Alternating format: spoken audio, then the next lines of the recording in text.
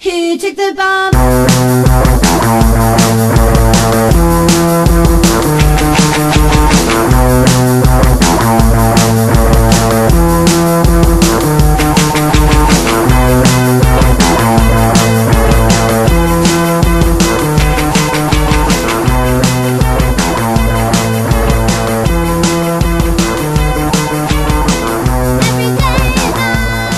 Chav has recently made its way into our everyday culture, but what exactly is a chav?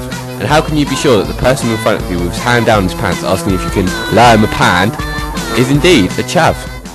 Let's have a look ourselves at what makes up a chav. Let's take a look up and down this fine specimen. The hat upon his head should be preferably white, or possibly a nice Burberry pattern, very fancy. As we look further down, how about a white hoodie or a tracksuit top or jacket?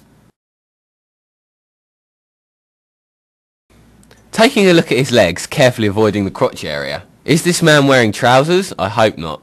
What we're looking for here is something in the tracksuit range, preferably in white. Finally, bringing our eyes to the ground, we take a look at the feet of his. Something in white or blue, or even red or gold. They sometimes like to spice up the colour with this wonderful look. As you can see here, we have a fully fledged chav. Recent TV and popular culture has made it pretty clear what the basic signs of your common town chav are. They've made it onto the internet, our comedy shows, and even our music. But I didn't because I couldn't, because I was actually busy doing 2 million hours community service. And anyway, I couldn't have made it myself even if I'd actually wanted to, because I can't read or write, because I'm like totally dyslexic. Guns don't kill people, rappers do. I seen it in a documentary on BBC Two. Shot to death outside Hyper Value, guns blazing like Michael Caine in Zulu. Asked her if she wanted the same again to drink. Just started to turn and get. We went out to do some research of our own. I'm here in one of Southampton's many parks, where recently there's been a spate of attacks which have been carried out by so-called chavs. We're here to gauge the opinion of the general public that use these parks. What does the word chav mean to you? I think it's just one of those terms what's going out of control, because the media is taking it on and they're loving it, they're just having a field day. And you see in the Sun, the word chav is just like the second coming to them or something. Burberry caps, gold earrings, cider bottle. Some Burberry tosser in a D&B club. It's an acronym for some council estates, kids or something. Well, I'm from Essex, so I've seen lots of them. I would say tracksuit bottom, white trainers, big mouth, lots of gold jewellery. Lots of gold jewellery. But they can be nice people at the same time. We went out onto the street to Southampton to see if we could film any chav action. Do you know where your teenager is at 5 o'clock in the morning? The After Hours Club.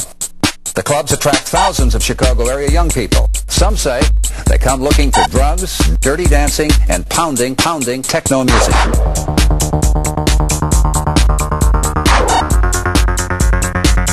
It's 5 a.m. Do you know where your children are? Well, things have changed. Today the question for parents is, it's 10 a.m. Do you know where your children are?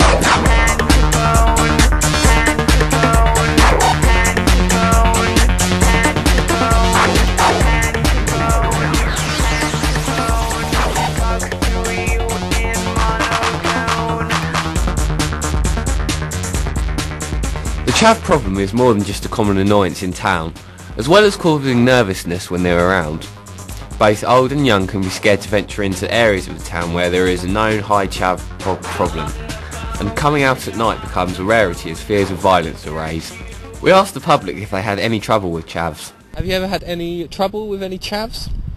Not really, just being a bit gobby really. Yeah. Just sort of hanging around in gangs and being gobby. Sophie has a really good word actually, what is it? Oh, chavulent is somebody that's too much of a chav. It's chavulent. Very good, thank you very much.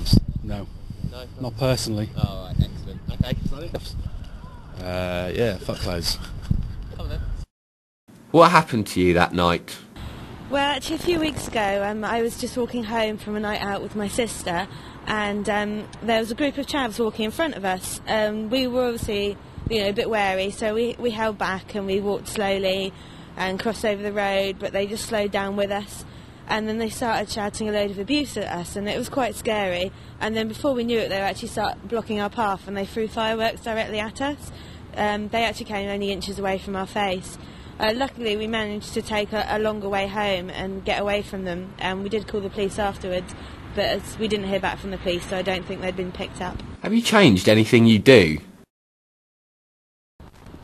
I think ever since that incident, I've been more wary and not walked home in the dark so much. So I think I've definitely learnt a lesson from that. So far, nothing else. Cool, thank you. From our findings, we have discovered chavs are usually a little more than a common annoyance in town, with no respect for others. But although usually harmless, when they do attack, it's often random and unnecessary. You now have the skills to identify your own chav. Good luck!